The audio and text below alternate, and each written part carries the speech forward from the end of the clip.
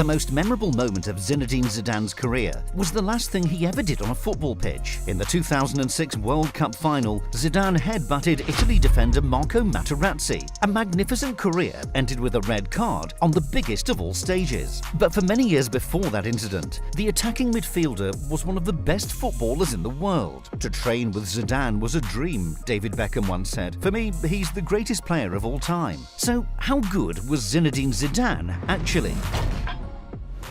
Early life. In 1972, Zidane was born in Marseille. His parents had emigrated to southern France from Algeria, and Zinedine was the youngest of their 5 children. His dad used to work as a watchman at a department store. He'd leave for work in the evening and not return until the morning. Zidane said his father's work ethic had a big influence on him. As soon as he could walk, Zidane loved to play football. He supported Marseille and grew up idolizing Jean-Pierre Papin and Enzo Francescoli. His love for Francescoli was so strong that he named his son Enzo after him. At the age of 14, Zidane was scouted by Cannes. His feet spoke with the ball, said the scout who discovered him. He was quickly integrated into the club's academy and worked his way up through the youth ranks. But one major problem threatened to derail Zidane's burgeoning career. You see, there was a lot of excitement about Zidane when he made his debut. Anyone who watched him play was amazed by his natural ability. But Zidane was still a raw talent, and his temperament got him into big trouble. He used to react badly when opponents fouled him. He often got sent off. He even attacked spectators who insulted his family. In Zidane's first full season on the first team, Cannes finished 4th in Ligue 1. That was a magnificent achievement for a club of their size.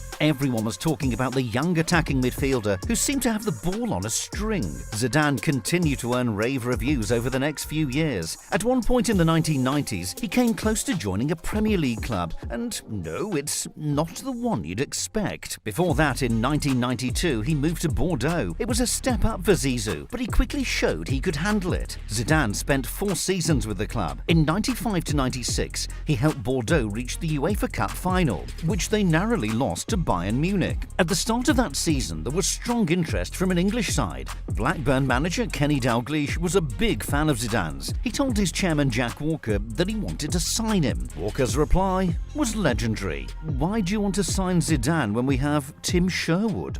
Career achievements. In 1996, Zidane joined Juventus. They just won the Champions League under Marcello Lippi, and the manager felt Zidane could take his team to another level. It was an inspired piece of business. Zidane hit the ground running in Italy. In his first season, he was named Serie A Foreign Footballer of the Year as Juventus won the title. He instantly hit it off with Alessandro Del Piero, who described him as an extraordinary talent with a unique ability. At the end of his second season with Juve, Zidane won the World Cup with France. He scored twice in the final against Brazil as the host nation won 3-0. He was voted into FIFA's All-Star Team of the tournament and won the Ballon d'Or at the end of the year. At Euro 2000, Zidane was even better. The number 10 was majestic in the knockout stage in particular. He turned in mesmerizing performances against Spain, Portugal and Italy. The bigger the match, the better Zidane was. France won that tournament too. Zidane was named Player of the Tournament, and there was no debate. After one more season at Juventus, Zizou joined Real Madrid for a world record fee of 150 billion.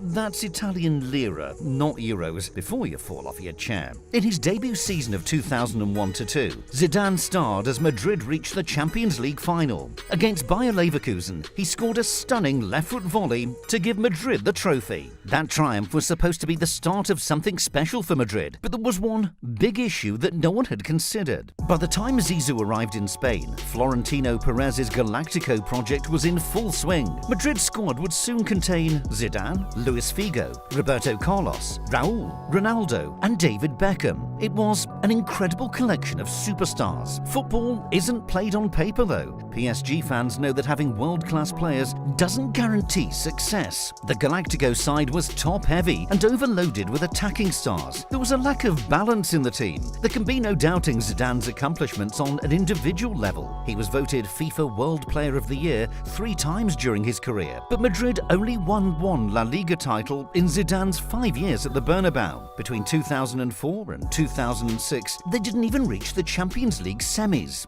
Style of play.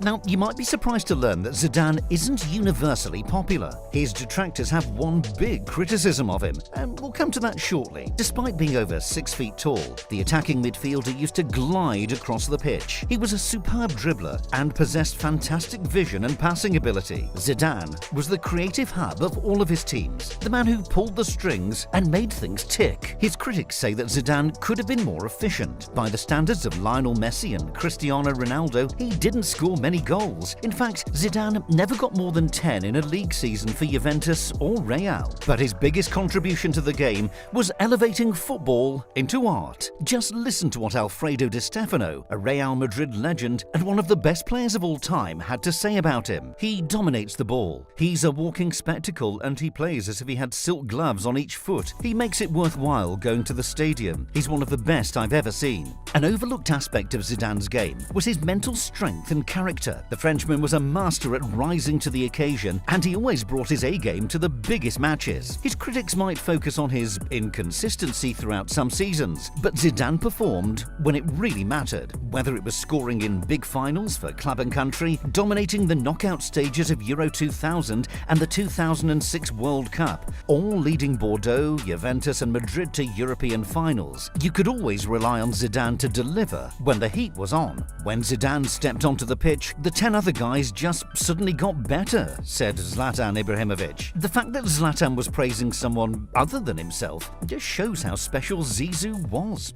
Where does he rank?